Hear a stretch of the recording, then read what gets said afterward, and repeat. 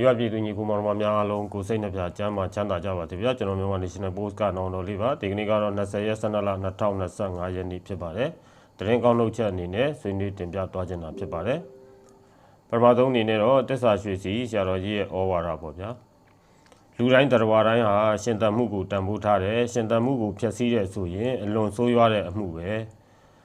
သူများရဲ့ရှင်သန်မှုကိုတော့ဖျက်ဆီးတယ်ကိုယ့်ရဲ့ရှင်သန်မှုကိုတော့အထိကိမခံနိုင်ဘူးဆိုရင်စိတ်ယုံမှရှိတဲ့သူပေါ့သူတစ်ပါးရဲ့ရှင်သန်မှုကိုဖျက်ဆီးရင်ကိုယ့်ရဲ့ရှင်သန်မှုလည်းပျက်စီးရမယ်လောကကြီးရဲ့တဘာဝဥပဒေဟာတရားမျှတတယ်တူညီတဲ့အကျိုးပေးကိုရမယ်နော်ဒါနဲ့ဆက်ဆက်ပြီးတော့ပြောရင်ကျွန်တော်တို့ရဲ့နေ့စဉ်လူမှုဘဝတနေ့တက်တနေ့ပုံမှုအစဉ်ပြေချောမွေ့အောင်ကျိုးပန်းဆောင်ရွက်ကြတာလေဒါရှင်သန်မှုကိုတန်ဖိုးထားခြင်းကြောင့်ပါပဲမိမိတို့တတ်ထားတဲ့ပညာမိမိတို့ကျွမ်းကျင်တဲ့ပညာဒီပညာနဲ့မိမိတို့ရဲ့ဘဝရှင်သန်ဖွံ့ဖြိုးမှုကိုအထောက်အကူဖြစ်အောင်ကြိုးပမ်းဆောင်ရွက်ကြတယ်ဒုနည်းတူစွာပဲမိမိရဲ့ပတ်ဝန်းကျင်ကိုလည်းမိမိတက်ကြွထားတဲ့အသိပညာအတတ်ပညာတွေနဲ့အထောက်အကူပြုနိုင်အောင်ကြိုးပမ်းဆောင်ရွက်ကြတယ်နိုင်ငံရေးဆိုဒီကလည်းဒုနည်းတူစွာပါပဲတတ်သိပညာရှင်တွေက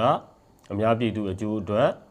အများပြည်သူရဲ့နေ့စဉ်ရှင်သန်မှုဘဝဖွံ့ဖြိုးတိုးတက်ရေးအတွက်အလုပ်လုပ်ကြတာဖြစ်ပါတယ်အဲ့တော့သူတစ်ပါးရဲ့ရှင်သန်မှုကိုဖျက်ဆီးခြင်းနဲ့ကိုယ့်ရဲ့ရှင်သန်မှုကိုထိခိုက်မခံခြင်းဘူးယနေ့ကျွန်တော်တို့တိုင်းသူပြည်သားတွေတွေ့ကြုံနေရတဲ့အခြေအနေက NLD အစိုးရတွေရဲ့အကြမ်းဖက်ဘေးရန်တွေရဲ့လုံခြုံတပ်ဖြတ်မှုဘေးရန်တွေဆိုးရွားစွာကြုံတွေ့ခံစားနေရတယ်ပေါ့ဗျာဒီလုံရက်တွေကိုပြန်ကြည့်ရင်သူတို့ရှင်သန်ဖို့အတွက်သူတို့ရဲ့အတ္တအတွက်တခြားသူတွေရဲ့ရှင်သန်မှုတွေကိုလိုက်ပြီးတော့ဖျက်ဆီးနေကြတာပဲဒီလုံရက်တွေဟာအလွန်အင်မတန်အောက်တန်းကျရုံမာတဲ့လုံရက်တွေဖြစ်တယ်ဆိုတာကိုကျွန်တော်တို့ပြည်သူများကသိရှိထားရပါမယ်အဲ့ဒီလိုသူတစ်ပါးရဲ့ရှင်သန်မှုကိုဖျက်ဆီးသူထဲမှာမိမိမပါပါစေနဲ့ဒီအကြမ်းဖက်သမားတွေကိုအပေးအမြောက်လုပ်တဲ့ထဲမှာမိမိမပါပါစေနဲ့ပါဝင်တဲ့သူဟာသူတစ်ပါးရဲ့ရှင်သန်မှုကိုဖျက်ဆီးတဲ့သူပဲဖြစ်ပါလိမ့်မယ်ဒါလေးကိုဥစွာဆွေးနွေးတင်ပြလိုပါတယ်ဆိုတော့ကျွန်တော်တို့ကဒါနဲ့ဆက်ဆက်ပြီးတော့ပြောရင်ဒီကနေ့မှာတမတော်သားတွေရဲ့